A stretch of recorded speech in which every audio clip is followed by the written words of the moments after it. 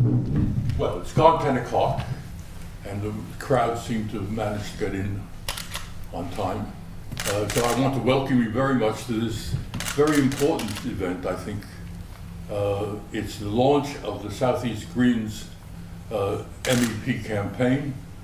It's a very strange campaign, as you will all know, in the sense that none of us knew it was going to happen, and even now there's an outside chance that it won't happen.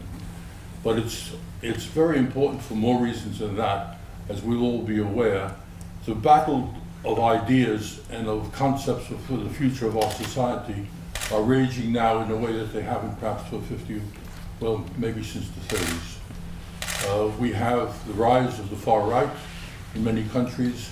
We have a very strange and dangerous president of the United States, and his colleague and ally is one of our opponents in this campaign, Nigel Farage, of course. The three great issues of our time are represented in this campaign. They are the inequality, which has grown steadily for 40 years and has created the background, I think, for the Brexit, which is going to be the second great issue that we'll talk about. And the final great issue, which perhaps in terms of long-term impact on the world and its people and its future, is the climate crisis. So we have today with us to speak the three leading candidates of the Green Party in this campaign, and we're hoping that they will all go to Europe and they will change the aspect of Europe as well as changing the politics of the United Kingdom. So our first speaker is Alexandra Phillips, and she's been a councillor in Brighton and Hove, a major figure in all the major committees in that area, as deputy convener of the Green Party in Brighton, which is of course our most successful party in the country, and she will be speaking first.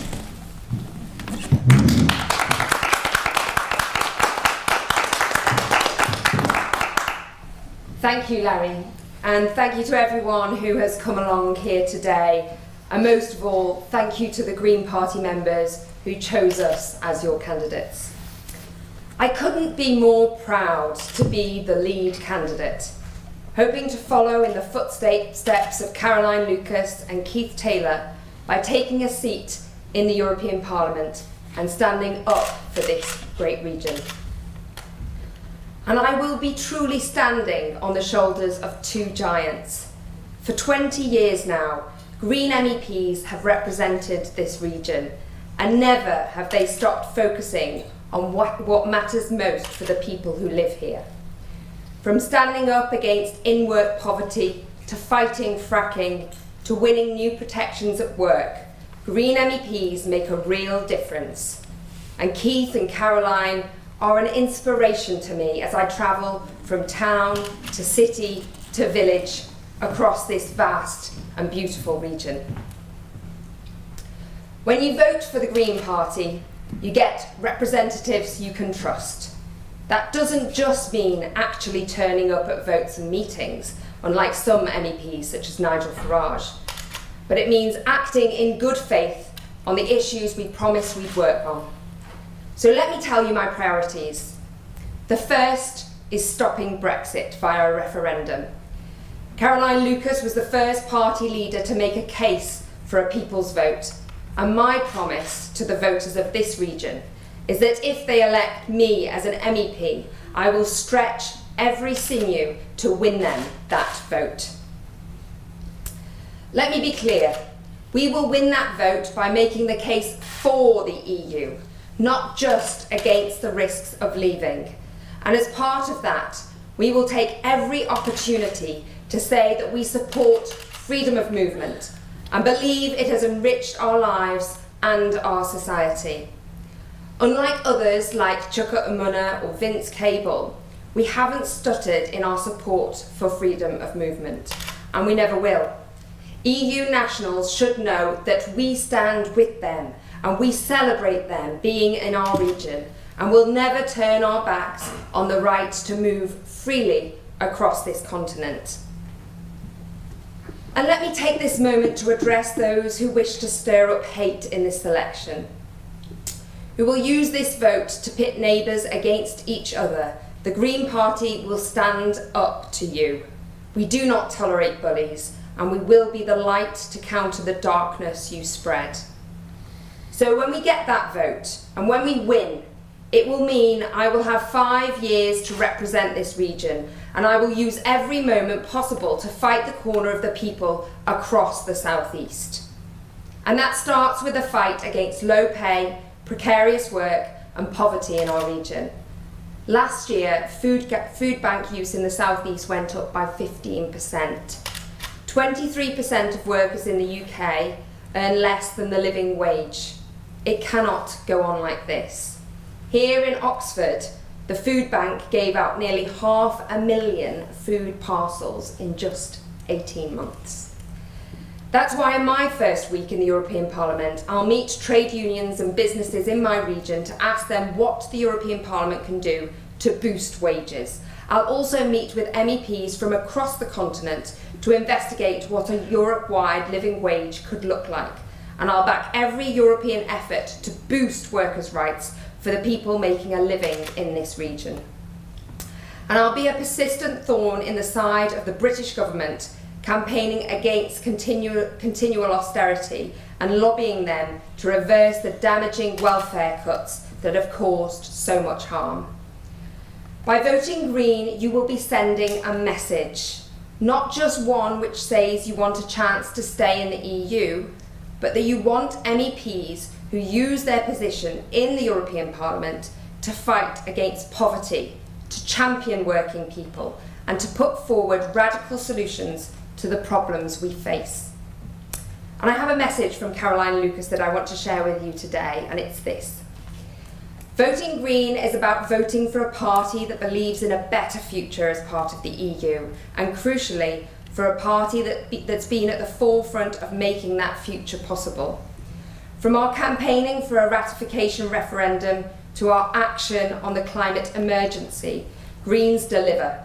We are principled, we are standing up to the establishment, and we are not afraid to speak truth to power.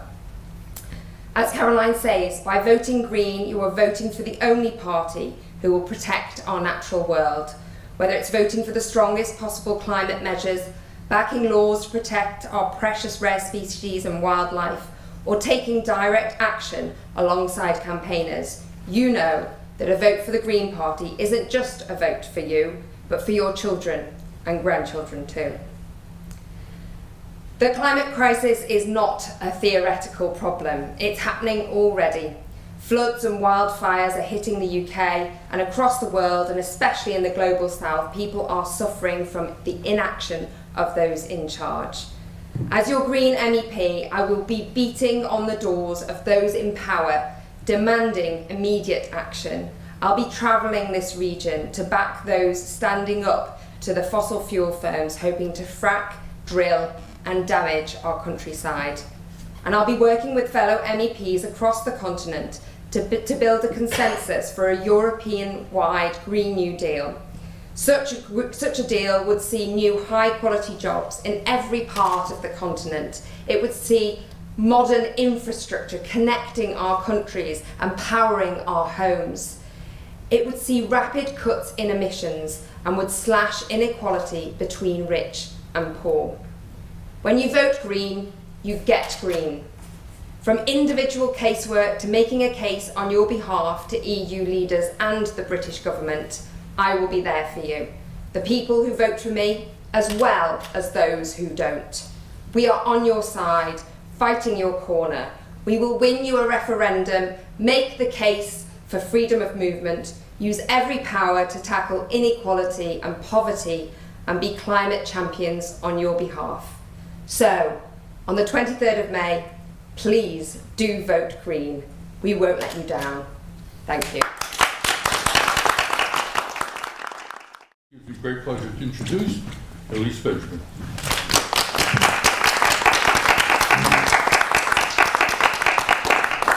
Thank you, Larry. I'll start with a quote that I've been given by Keith Taylor, our outgoing MEP. It's been a pleasure to serve the South East in Europe for the last 9 years, and I retire happy that we have such strong candidates standing to represent the constituency in the elections. So thank you, Keith. It almost feels unnecessary to say that as Greens we will make climate change a priority in the European Parliament, because anyone paying attention will know that it is exactly what Greens, not just in Europe but across the world, have been doing for many years. With increasing extreme weather incidents causing chaos and destruction and seasonal changes that are already affecting plants and animals, we can no longer wait for other political parties to wake up to the serious work that needs to be done in a very short time to halt the worst impacts of climate change.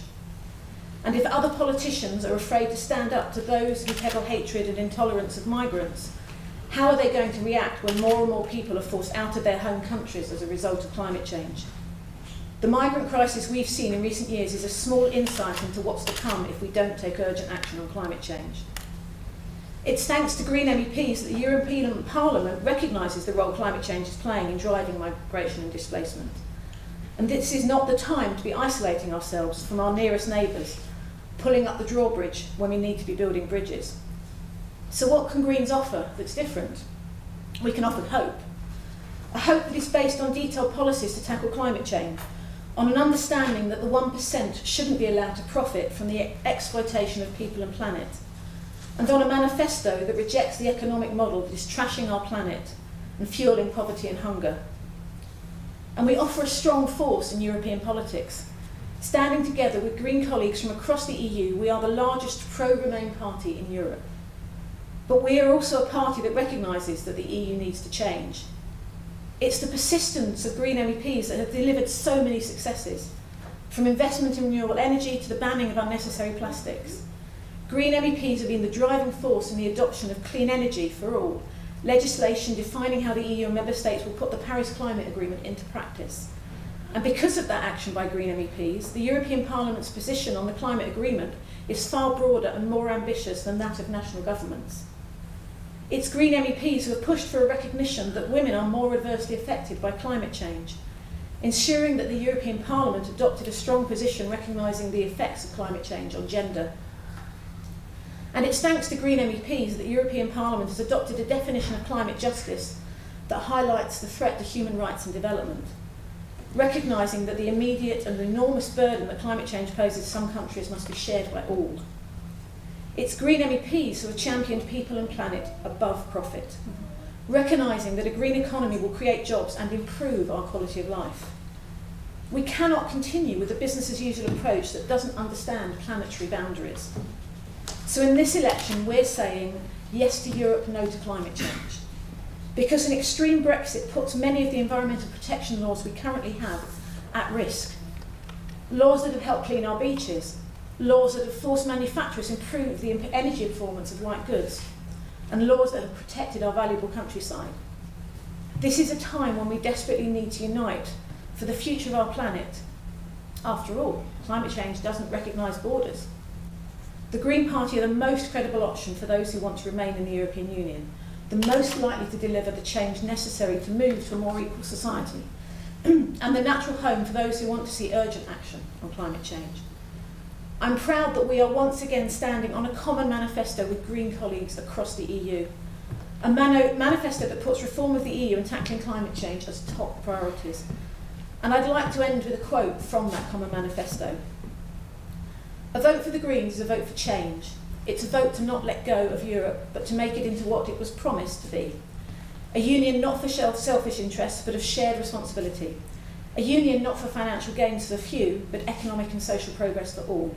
A union that leads the world by protecting people and planet. Vote Green on May 23rd. Thank you. Our final speaker today is Vic Salovian, who is a teacher and the spokesperson for the Green Party on education, and she will be speaking now. Thank you. Thank you. How do I follow these two excellent speeches? Actually, I want to talk about the Great Smog of 1952, the Great Depression of the 1930s, the Great War of 1914 to 1918, because all these major historical events, which resulted in the deaths of thousands of British and international citizens, all disproportionately affected the poor, the vulnerable, the weakest of society. And all were overcome, and they were ended by campaigns, by mass movements, by awareness and by a desire for peace and prosperity and a healthy future. Yet more pertinently, all three were only tackled when the wider public were made aware of the causes and the consequences of the dangers. So the Great Smog in 1952, which resulted in 4,000 people dying in a week, was led to legislation with the Clean Air Act. The soup kitchens, the bread lines, the shanty towns of the Depression were a very visible and a very real symptom of the social and economic breakdown. And the casualty list, the maimed relations returning from the front, were a very visible and a real manifestation of the horrors of the Great War. But where's our visible evidence? Where's our manifestation of this global climate crisis, of the damage that our humanity is doing to the planet? How can we convince the nation that radical action is needed? Because we cannot see the CO2 unless Al Gore points to it on his hockey stick graph. And we cannot see the climate breakdown, the winds, the melting of the ice caps, the deserts, until it happens and it comes right upon us. And we cannot see the decline in biodiversity and insect life in forests unless the scientists, and probably more importantly the journalists, choose to print. But the social impact, the inequality, the divisions in society, we see them on our streets, on our schools, on our houses every single day. Because climate breakdown and social breakdown are intrinsically linked. We humans are animals after all. We are not inseparable from our environment. As the climate breaks down, we are witnessing society taking retrograde steps. We're getting more poverty and inequality, more political extremism, and more social divides. And it's Greens who understand that you cannot separate environmental justice and social justice. And so we work very hard to build a fairer society as we try and stop the climate crisis. And our Green MEPs in the UK have spent the last 20 years building a better Europe for the people within it. Fairness, equality and accessibility can be achieved through support at a European level for the values that we share, and that's social and generational justice. So more Green MEPs will build a fairer society through prioritising workers' rights, a decent minimum income and wages that will mean an end to in-work poverty. And more Green MEPs will deliver a Green New Deal to decarbonise our economy, ensuring a growth in jobs without robbing our planet of the finite resources it has. And more Green MEPs will introduce fairer taxation. We must reform our tax regimes at a European level and ensure that large multinational corporations and wealthy individuals cannot use their privilege to avoid and evade their fair contributions. Green MEP Molly Scott-Cato spent 5 years cracking down on tax havens and corruptions. Just imagine what more Mollys or more Green MEPs could achieve.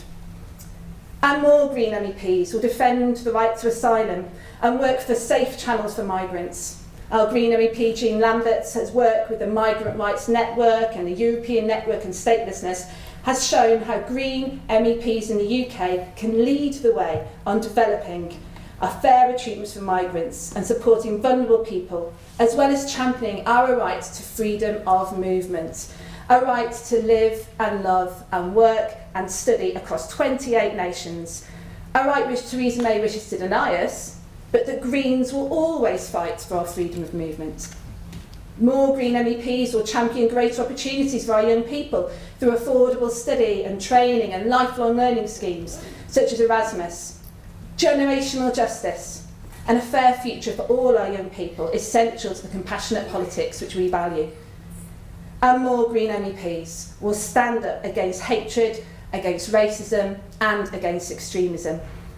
Rarely has a European election been so consequential, but across the continent we're witnessing the rise of populist divisive politics. Green MEPs defend the rule of law against authoritarianism. Gerard Batten and Nigel Farage and Tommy Robinson, us Greens do not share their values of division and hatred and fear. We're growing in strength and we're taking you on. Brexit has taught us many lessons, but surely more importantly that we have taken Europe and our hope for a fairer green future for granted. Not anymore. Where other leaders seek division, we value inclusivity. Where others predict despair, we bring hope. And where others look to a change through a nostalgia of the past, Greens are always looking forward. But we can't afford to waste time. The planet cannot wait. In 2018, the United Nations report said we have 12 years to save the Earth. And still the climate deniers spoke up. They say there's no science. They say there's no evidence. They say there's nothing to see here. But here, in 2019, finally we have the visual evidence we have needed to demonstrate to the world that this is a climate crisis. And the evidence is visible, and it's tangible, and it's very noisy, because in 2019 we have witnessed the youth strikes coming out of our schools, an Extinction Rebellion on the streets, and the incredible Greta Thunberg in our parliament. Who would have thought it? And that's why the Green Party is the real party of change in this election. So in 2019, now is a chance to get more Green MEPs elected in the United Kingdom, and especially here in the South East. Because just imagine what a great message they could send and what they could actually do. Thank you.